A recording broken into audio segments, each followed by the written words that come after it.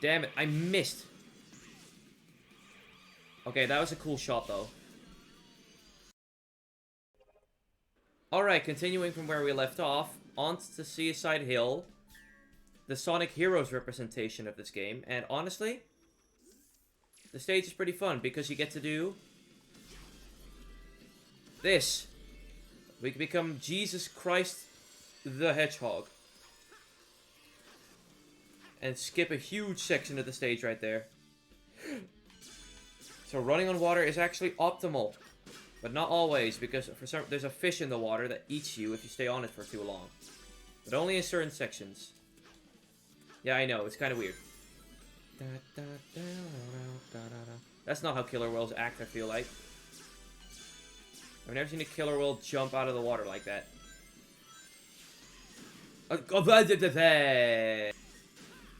And lovely, we're back. Anyways, ignore that little hiccup.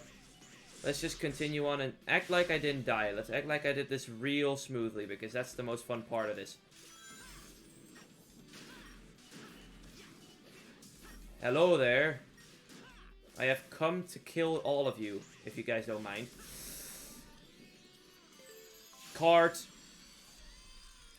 Also, can we just...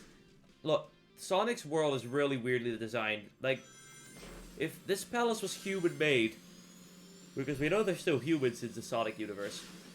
If this is human-made, why were humans able to run up loops and corkscrews? Why is that just a natural design of this world?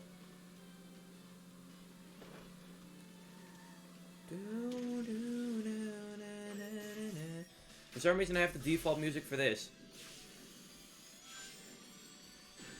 Bombs. No one likes those. And I ran into them anyway.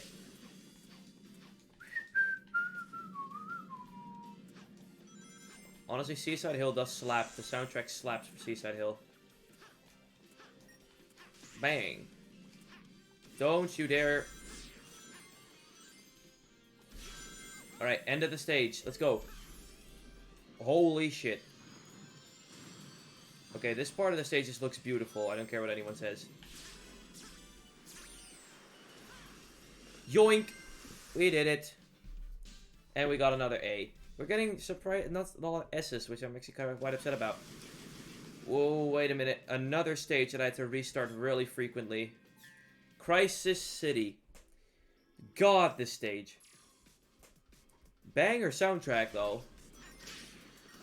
I mean, it's, again, it's a, like I said last video, it's a Sonic game. All the music sounds good. For Sonic music to not sound good is just, like seriously, someone saying that Sonic music isn't good is like someone saying the sky is not blue. Right, let's go do some wall running. I'm so scared to boost there because when I boost, sometimes I just the game just like is like, hey, you want to go be in this abyss below you? Plus, it kind of looks cooler without doing boosting there, anyways. And hello, lava. Sonic, jump on the platform, please. There we go. Guys, act like nothing happened. I swear the smooth gameplay will come back in a bit. I know what I'm doing, I swear. Look at that. Bam. Yeah, this city is just straight... Okay. What? Okay. Just go through the fire and the flames.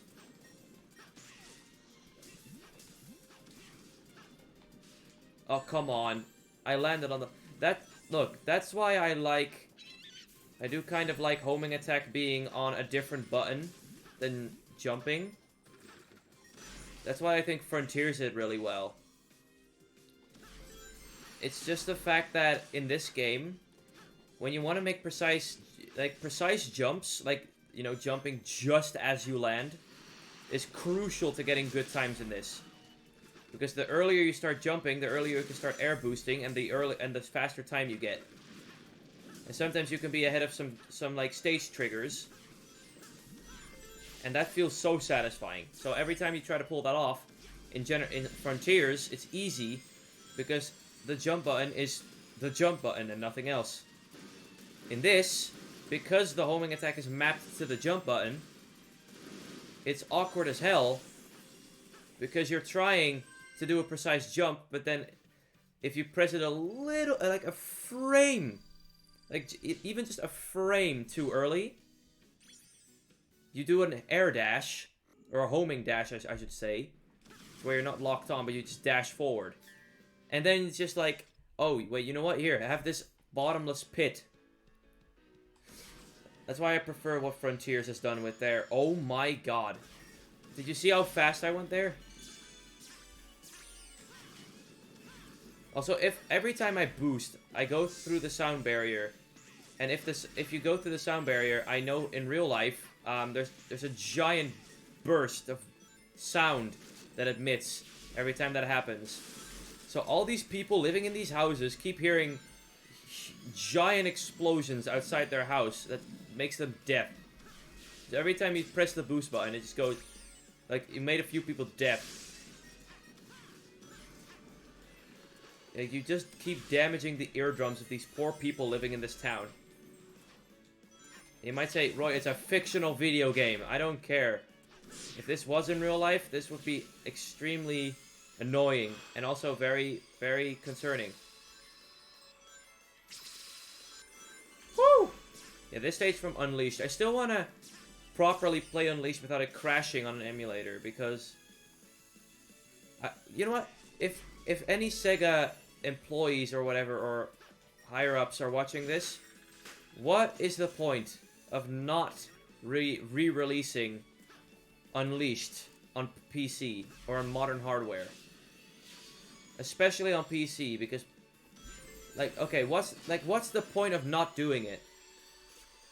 Like, I have been in the Sonic community for a long time. Everybody wants a Unleashed re-release or a good Unleashed remaster. Like, Unleashed has become so loved over these past few years, and it's not stopping. Unleashed is still one of the most fan-loved Sonic games ever. So Sega not re-releasing that is just them saying, yeah, we don't like money.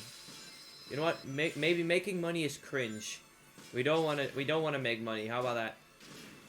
Like, it's just a dumb business decision.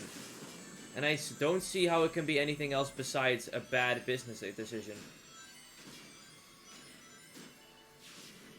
Hell, all the old games, especially also the adventure titles, like if they get re-released or remastered, that's also just money laying on the table for you guys, and you guys already have the code. You guys still have the game. Why would you not just, you know, do something actually smart for once? But don't get me wrong, Sega has made better decisions over the years, with Frontiers being the biggest example. But there's just some few obvious good decisions that can easily be made that they're missing out on, you know? Oh. Alright, lovely, we're back. So after dying, again, guys, sorry for saying all this bullshit that you guys probably aren't interested in hearing my opinions, especially about Sonic. But it's just how I feel about what Sega's doing right now.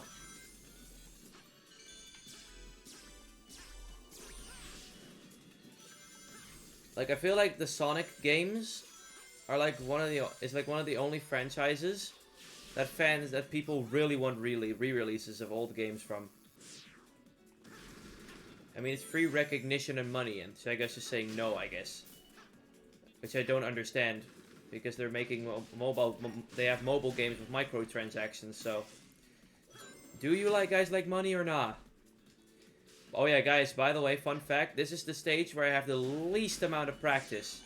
Because Planet Wisp is the only stage in this game that honestly kinda sucks. Like, everyone knows about this. Everybody who's played Sonic Generations for a long time, or just even for a short time, knows that Planet Wisp is by far the worst stage in the game.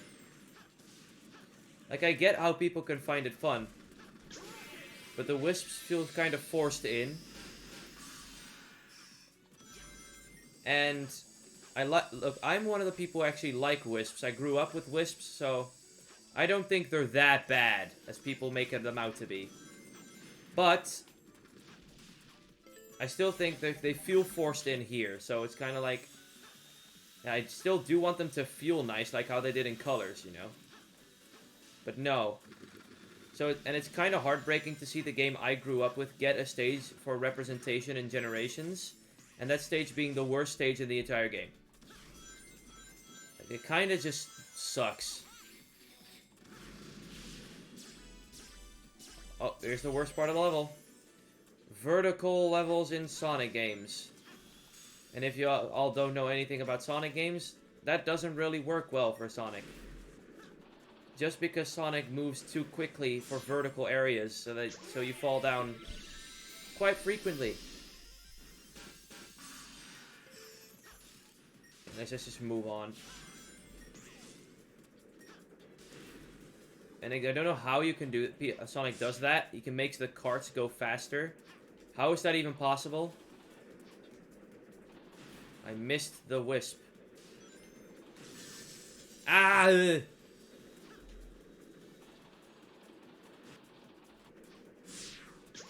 Jesus. Alright,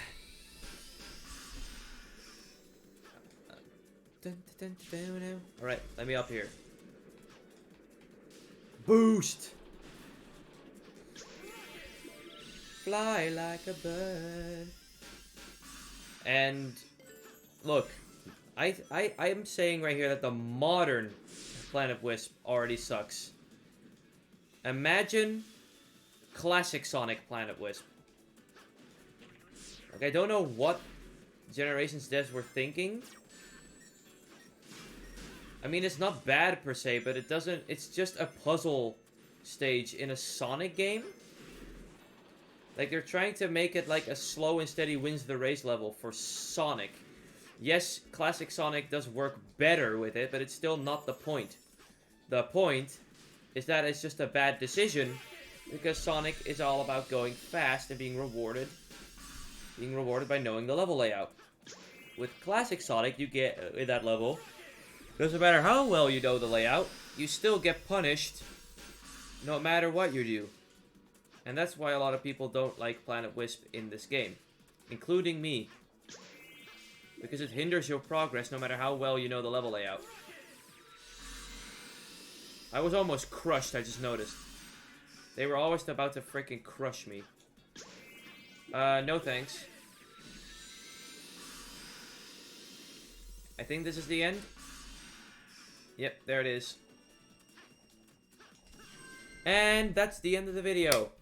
So, I hope you guys liked the little review of modern Sonic Generations. Also, just because I'm saying the modern Sonic levels are better, doesn't mean to say that classic Sonics are bad. It's just that Spin Dash is a bit broken. But I will tell you guys that this is the end, and I hope you did enjoy this little reunion, I guess. And I'll see you all in the next one. See ya!